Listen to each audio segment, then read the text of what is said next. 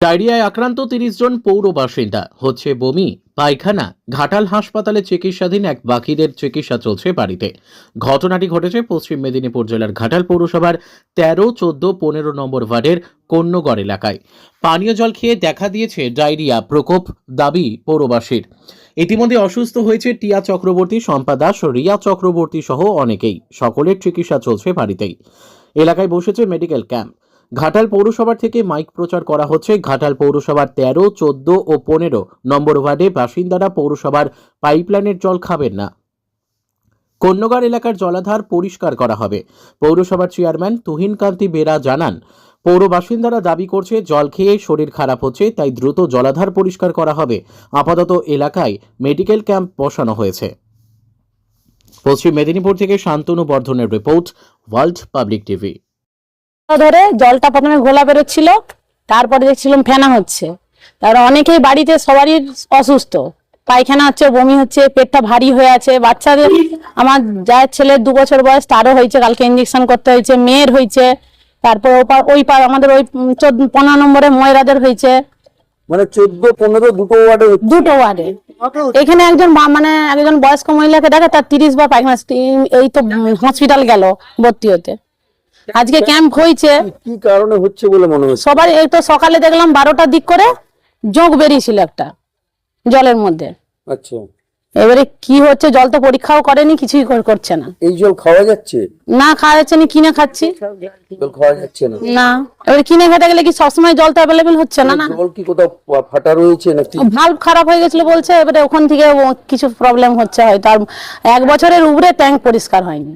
আজকে দেখলাম অ্যানাউন্স করে গেল মাত্র যে ট্যাঙ্ক পরিষ্কার হবে, অ্যানাউন্স করে গেছে, কালকে জল খাওয়া যাবে না। এখানে কতজন, মোটামুটি কত সংখ্যাটা, কতজনের অসুস্থ এইভাবে হয়েছে? হবে 30-35 জন হবে, 14-15 মিলে। 35 জন। সবাই বাড়িতেই চিকিৎসা চলছে? একজন তো এই ভর্তি হতে গেল। এই আমাদের বাড়িতে 44 জন মেম্বার আছে। এখন তাহলে কি ব্যবহার করছেন? এখন ওই কিনা জল খাওয়া হচ্ছে সুলভ। আপনার নাম? শম্পা দাস। কি কি সমস্যা হচ্ছে? কি বর্ষা হঠাৎ করে দেখছি সকাল থেকে একদম পায়খানা লাগে, প্রায় জলের মতন পায়খানা। পেটটা গুড়গুড় করছে, মানে বদহজম হলে যেরকম হয় সেরকম সমস্যা দেখা দিয়েছে।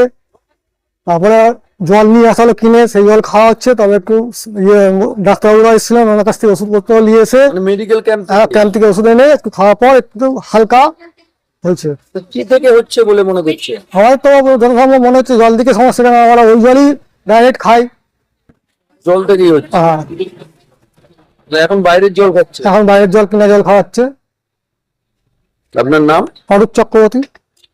বাসন মাজেছে, কলটা খুলেছে, পুরো সার্পের জলের মতো ফেনা সাদা জল। তারপরে আমরা তো বাসন ধুয়েই তুলি, সেই বাসন মেজে ধুয়ে দিয়ে যায়। পাচ্ছেন না? না, আমার ছেলে জল কিনে নিয়ে এলো দোকান থেকে আসার সময়। আমার ফোন করে বলতে নেই এখনো। যাই হোক, কিছু হয়নি এখনো। বাড়ির কেউ?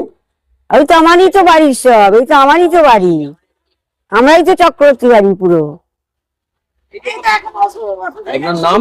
আমার নাম আরতি চক্রবর্তী।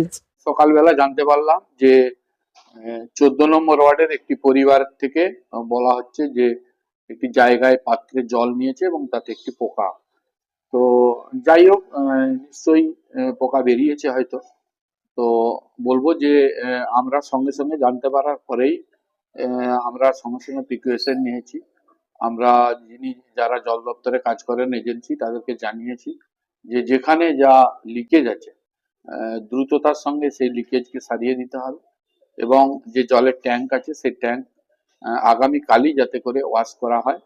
সেই জন্য আমরা বিকেলে ইতিমধ্যে ওই 3টি ওয়ার্ডে যারা ওই রিজার্ভার থেকে জল নিয়ে ব্যবহার করেন, খান, সেই 3টি ওয়ার্ড 13, 14, 15, সেখানে আমরা মাইকিং করে জানিয়ে দিচ্ছি যে আগামীকাল সকাল থেকে ট্যাঙ্কটি ওয়াশ হবে।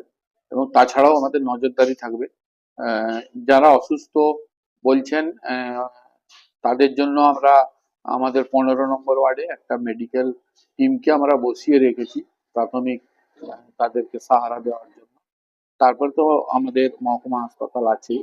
তো যাই হোক, আমার মনে হয় যে এটা আমরা রিকভারি করতে পারবো। বিষয়টা যেভাবে সংবাদ মাধ্যমে বলা হচ্ছে বা দেখানো হচ্ছে, এতে ভয় পাওয়ার কিছু নেই। আমি ঘাটালের মানুষের কাছে আবেদন করব যে দয়া করে আমাদের উপর ভরসা রাখুন, আমাদের উপর আস্থা রাখুন। আমরা চেষ্টা করছি, আমরা প্রতিনিয়ত আপনাদের পাশে আছি। কোথাও কোনো জল সম্পর্কে কোনো রকম কোনো যদি ত্রুটি আমাদের থেকে থাকে সেটা আমরা শুধরে নেওয়ার চেষ্টা করছি এবং আমরা সেটাকে যাতে করে সংশোধিত হয় তার প্রয়োজনীয় ব্যবস্থা আমরা গ্রহণ করছি।